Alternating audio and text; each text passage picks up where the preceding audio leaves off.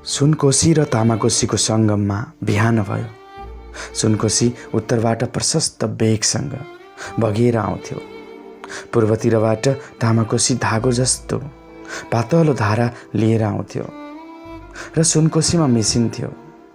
सुनकोशीलाई तर्न सक्ने कोही कोही मात्र होलान्, तर तामाकोशीलाई दह्रो तिग्रा भएको जसले पनि तर्न सक्थ्यो। यी दुवै नदीको किनारमा दुवैतिर हरियो परियो केही उम्रेको थिएन। यिनको समानार्थ रुखपातहरू ठाडै उभिएका जस्ता थिए। सूर्यको प्रथम किरण पर्नासाथ पृथ्वीका पाप्रा उब्के जस्तो गरेर नदीका किनारमा घुम्लुङ्ग परेर सुतेका 4-5 जना उठे। सबैको मनमा उठ्नासाथ प्रश्न उठ्यो, पेट कसरी भर्ने? एउटाले अर्कोको मनोभाव बुझेको जस्तो गरेर सबै मुखामुख गर्न लागे। विधवाको दृष्टि गोरेमाथि थियो।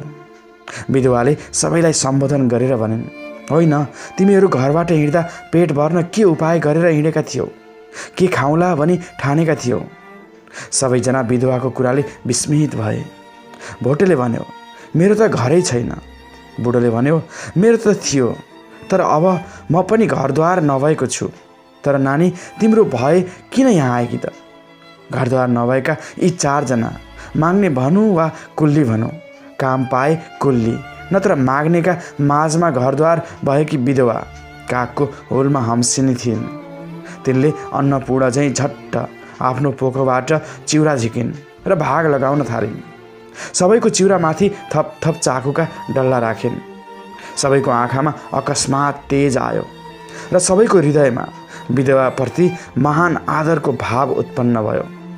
गोरेलाई आफ्नो भागबाट चिउरा थपिदिँदै भनिन्, तिमी जवान छौ, तिमीलाई अरूभन्दा बढ्ता भोक लाग्दो हो।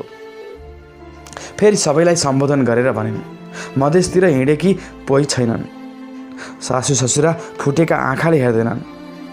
देवर रुखो, माया गर्थ्यो, तर पोइ नभएको घरमा टिक्न सकिन। यो वाक्यले ती 4 जनाको हृदयमा खुब प्रभाव पार्यो। खान पाउने ठाउँ पोइ छैन भन्दैमा लत्याएर हिँड्नु लरतरो काम होइन। तिनीहरू ती विधवालाई झन मान गर्न थाले। उनले सोधिन्, तिमीहरू कहाँ हिँडेका नि? तिमीहरूले त राति पनि केही खाएको देखिन, त्यसै सुत्यौ। मेरो पनि कोही साथी नभएकोले तिमीहरू लिएर आएर सुतेँ। रातभरि तिमीहरूको माया लागिरह्यो। भोटेले बडो आश्चर्य मानि सोध्यो, तपाईँलाई हाम्रो माया किन लाग्यो? हामी तपाईँको पोइ होइनौँ, छोरा पनि होइनौँ, बाबु पनि होइनौँ। विधवाले भनिन्, तिमीहरू मान्छे त हौ।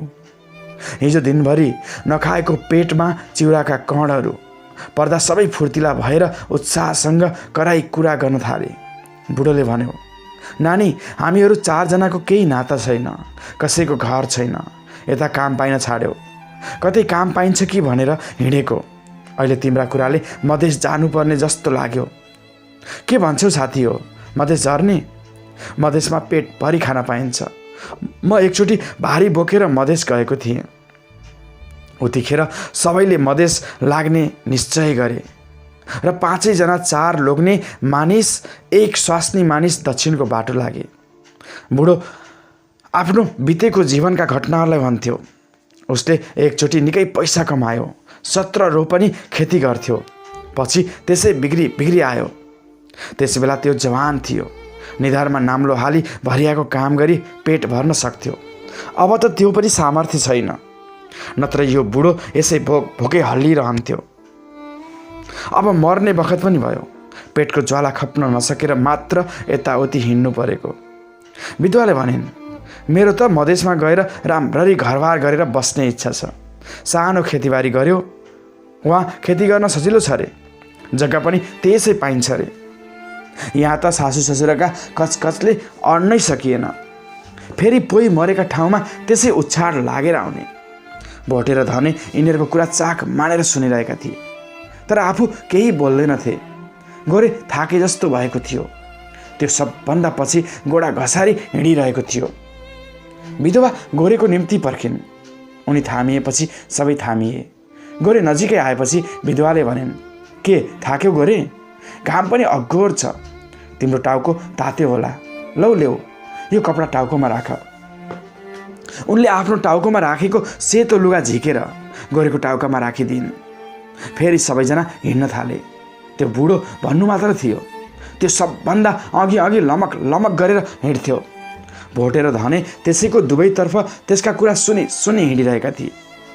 आफ्नो पछिल्लो जीवनको घटनालाई त्यसरी रुचाएर तिनीहरूले सुनेको देख्दा बुढो झन् सुरिएर भए नभएको कुरा गर्न थाल्यो। भोटे र धने पक्क परेर सुनिरहेका थिए। भित्रभित्र तिनीहरू बुढाको आदर गर्थे। विधवा र गोरे पछि पछि बिस्तार बिस्तार आइरहेका थिए। गोरेको उमेर 25 वर्षको हुँदो हो, विधवाको 30 वर्षको। गोरे धेरै नबोल्ने र लाज मान्ने स्वभावको थियो। त्यसको खपटे गाला धेरै दिनको परिश्रमले झन् तल भासिएको थियो। आँखा ज्योतिहीन थिए। विधवाले सोधिन्, तिमी मधेस गएर के गर्छौ? गोरेले भन्यो, कुन्नी। विधवाले भनिन्, के तिमी घरबार गर्दैनौ? खेतबारी गरी बस्न मन छैन? गोरेले भन्यो, पैसा खोइ नि। विधवाले भनिन्, मधेसमा खेती गर्न त्यसै पाइन्छ, उहाँ खेत सित्तै पाइन्छ। तिम्रो उमेर के भयो होला र? घरद्वार गर, स्वास्नी पाला, छोराछोरी पाला, यस्तो उरन्ठ्याउलो भएर कति दिन बिताउँछौ? विधवाले फेरि 81 प्रश्न गरिन्, तिमीलाई स्वास्नी मानिस मन पर्दैनन्? गोरेले टाउको उठाएर विधवातिर तीव्र दृष्टिले हेऱ्यो र भन्यो, किन मन पर्दैनन्? विधवाले भन्न थालिन्, म मधेस गएर खेतबारी गर्छु, घरबार गर्छु, तर स्वास्नी मान्छेले मात्र घर बनाउन सक्दैनन्, लोग्ने मानिस पनि चाहिन्छ। मेरो मनमा त्यसै यो विचार आयो, किन हामी दुईजना मिलेर घर नचलाउँ? गोरेले विस्मयको दृष्टिले विधवालाई हेऱ्यो। विधवाले अलिक अप्रतिभ भएर भनिन्, के म तिम्रो लायक छैन र? मेरो उमेर धेरै भएर के भयो त? मैले आफ्नो शरीर जोगाएर राखेकी छु। मेरो लोग्ने मरेदेखि मलाई कसैले छुन पाएको छैन। मेरो सन्तान पनि कोही भएन, त्यसो हुनाले शरीर बिग्रन पाएन। गोरेले चकित भएर विधवालाई हेरिरह्यो। विधवाले भनिन्, गोरे, मेरो धेरै दिनदेखि आफ्नो घर बनाएर बस्ने इच्छा छ। पोइ चाँडै मरिदियो। आफ्नो इच्छा मुटुमै सुकेर जाला जस्तो भयो। म के छोराछोरी पाउन सक्दिनँ र? खोइ मेरा छोराछोरी, खोइ मेरो आफ्नो घर, खोइ मेरो आफ्नो मान्छे। विधवाको मुख अकस्मात रुन्चे जस्तो भयो। उनले मुख रातो गराइन्, मुन्टो तल गाडेर नबोली हिँड्न थालिन्। धेरै बेरसम्म उनीहरू नबोली नबोली हिँडिरहे। साँझ पर्ने बखत हुन थाल्यो। विधवाले निस्तब्धतालाई भङ्ग गरेर भनिन्, गोरे, मसँग अलिक गहना पनि छ, रुपियाँ पनि छ, त्यसैले गएर खेती किनौला, घरद्वार बनाउला। तिमी मेरो भयो भने यो सब तिम्रो हुन्छ। अलिक पर बुढो भोटे र धने एउटा ठुलो ढुङ्गामा बसेर तिनीहरूलाई पर्खिरहेका थिए। उनीहरूलाई आएको देखेर टाढैबाट बुढाले भन्यो, अब बस्ने होइन, खाने के नि? सबैको दृष्टि विधवा माथि पर्यो। उनले भनिन्, अलिकति चिउरा बचेको छ, पेटभरि नभए पनि अलिअलि त थेग्ला। तिनीहरू बसेर चिउरा फाक्न थाले र आकाशलाई छानो बनाएर गुडुल्किएर त्यही बाटोको छेउमा सुते। दिनभर हिँडेका हुनाले तिनीहरू सुत्न पनि पाएका थिएनन्। भुसुक्कै निदाए। बिहान सूर्यको पहिलो किरणको साथसाथैमा बुढो उठ्यो र खोक्न थाल्यो। सबैजना उठे, तर गोरेको पत्ता थिएन। विधवाले आत्तिएर सोधिन्, गोरे खोइ? बुढाले शान्त भएर भन्यो, गयो होला कतै, अब हामीले हिँडिहाल्नुपर्छ। अहिले खानलाई केही पनि छैन, साँझसम्म त पुग्नुपर्छ, त्यहाँ केही खाने उपाय हुन सक्छ। विधवाको हृदय भारी भयो र उनी बुढो भोटे र धनेको हृदयहीनता देखेर छक्क परिन्। दुर्दिनको सङ्गी यसरी अल्पिँदा यिनीहरूको मनमा अलिकता पनि दुःख नहुनु। तिनी आफ्नो पोको बटुल्न थालिन्। उनको हृदय धक्क भयो। उनको गहनाको पोको छैन। सबजना हिँड्न तयार भए, तर विधवा बसेर पोकाहरू बाँध मात्र गरिरहेकी थिइन्। त्यो देखेर बुढाले सोध्यो, के गरिरहेको? हिँडिहालौँ, नत्र साँझसम्म पुगिँदैन, भोकै सुत्नु पर्ला। विधवाले रुन्चे स्वरले भनिन्, मेरो गहनाको पोको छैन। सबजना छक्क परेर विधवातिर टुलुटुलु हेर्न थाले। बुढाले भन्यो, तिमी गहना गुडिया लिएर कहाँ हिँडेको त? लग्यो होला गोरेले, अब चोरिने कुरा चोरिहाल्यो, रोएर के गर्नु? विधवालाई त्यसको कुरा सुनेर रिस उठ्यो।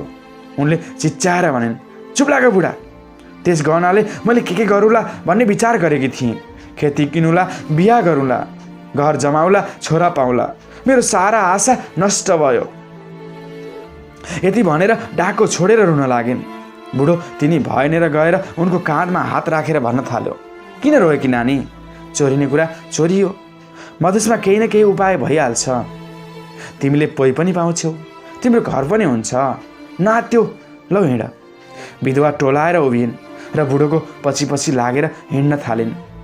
त्यो टाढाको टाकुरामा पुगेर बुढोले बडो उत्साहसँग दक्षिणतिरको आँखाले भ्याउन्जेलसम्मको ठुलो विस्तीर्ण मैदानलाई देखाएर आफ्ना साथीहरूलाई भन्न थाल्यो, त्यही हो मधेस, त्यही हाम्रो उद्धार हुनेछ, त्यही हामीले अगाउन्जेल खान पाउनेछौँ।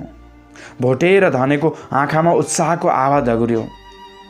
भोकले सुकेका गालामा पनि आनन्दको गुलाफी देखियो।